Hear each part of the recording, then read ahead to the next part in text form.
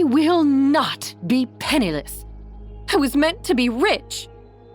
Beatrice screamed at her mother, Cheryl, who was digesting the news they'd just heard from their lawyer. Well, then you've got to win Fred back.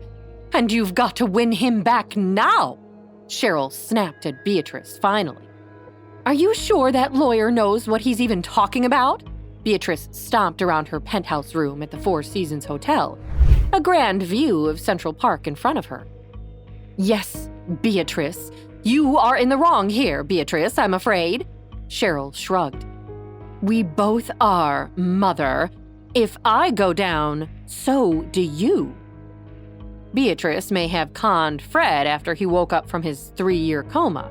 She may have convinced him that they were in love and that she was the mother to that spoiled, rotten child, Jake.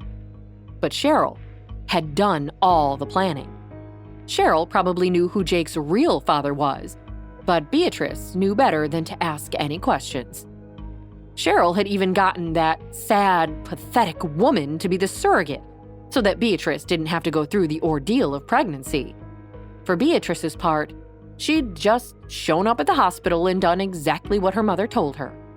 But Beatrice and Cheryl both loved being rich, and were not going to give that up, no matter what it took. Suddenly, Beatrice stood up and walked over to the telephone in her room and dialed down to the front desk. Hello? What are you doing, Beatrice? You're wasting precious time here, Cheryl snapped. But Beatrice just ignored her until she'd hung up the phone, satisfied. Beatrice had made Fred fall in love with her once. She could do it again. And she would look good doing it, all on Fred's dime. I'm getting Fred back, she announced, flopping back down on her plush king-sized bed. Meanwhile, across town, Fred was still working on controlling Jake, but in the course of the new day, he'd seen something of a shift in him. Jake had suddenly become obedient. It's time to take your meds, Jake, Fred, Jake's father, urged, expecting another fight like the one they'd had the day before.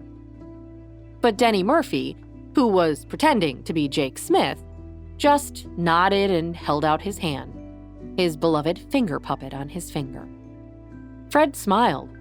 He didn't know what happened to his son, but he liked this change in him. The medication must be working, Fred thought. Fred knew that keeping that useless Dr. Quinn away from his son had been a good idea. She deserved that suspension. Really, he should have had her fired. But then, Fred stopped himself. Why did he keep thinking about this Dr. Quinn Murphy? Meanwhile, Denny put the pill in his mouth. Fred handed him the glass of water. Denny took a sip. Fred patted his head. Good job.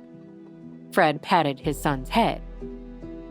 The meds make you feel better, don't they? Yeah, I guess, Denny agreed. However, just then, Fred's phone rang with a work call, and he turned away from Denny to answer. Denny swiftly took the pill off his tongue and hid it in the finger puppet, just in time as Fred soon bounced back into the room, announcing, All right, Jake, come along now, it's time to get ready for school. What school do I go to again? Denny asked earnestly. But Fred just laughed and shook his head. Very funny. Come on now, get dressed. Your teacher is waiting for you. But seriously, what school do I go to? Denny asked again. You're homeschooled, Jake. You know that. But what about friends? Like friends at school? Fred shook his head. Maybe those meds weren't working after all. Fred couldn't believe this. Jake had been homeschooled for his entire childhood. He'd never had any complaints. Look, I don't have time for this, Jake. I need to get to work. The teacher's waiting for you on the 3rd floor. Hurry along now. Unsure what else to do, Denny wandered his way towards the 3rd floor, all the while whispering to himself, Homeschool? What does homeschool mean? As Denny grappled with the strange world of the ultra-rich, Jake, who had taken on Denny Murphy's life, was excited to begin his first day of actual school. He'd never had classmates before, His father had never allowed Jake to attend real school. Now, Jake couldn't wait to make new friends. It was all he would talk about. "Are we going soon? I just can't wait to get to school. Real school," Jake told Quinn, Denny's mother, excitedly. "Well, I'm glad to hear it." Quinn smiled, holding Jake and Sammy's hands as they crossed Central Park to their new school. The school itself was a towering building where half a dozen or so kids in uniform were still outside, kissing goodbye to their parents and about to start their day. Jake stared at the school in wonder. It was massive and nothing like the dark single room with a supersized chalkboard that he took all his classes in back home. "I want to do everything. Musicals, basketball, track, art club, science club," Jake prattled on. "You hate science," Sammy interrupted. "No, I don't. I love it," Jake insisted. "Since when?" Sammy glared at her brother. Why was Denny acting so weird? He was never this excited about school back in London. "I don't know." "You're a liar," Sammy whispered to Jake. "Am not." "Are too." Sammy kicked Jake's leg behind Quinn's back. "Ow!" Jake kicked back. Sammy stuck out her tongue at him. Quinn took a deep breath and separated the two children. She loved her children more than anything.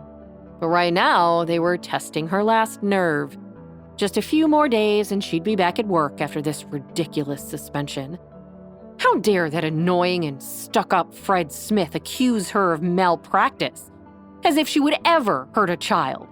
He was the one letting the child's mother hurt his own son.